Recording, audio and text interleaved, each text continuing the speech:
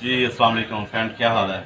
आज फिर हमने ये नग मंगवाए हैं जो आजकल बड़ा ट्रेंड चला हुआ है टीवी पे, फेसबुक पे, कि ये नग पानी में रखेंगे तो ये जगना शुरू हो जाएगा। जैसे कि ये नग है मेरे हाथ में, और ये नग के अंदर चेक करें क्या चीज़ है।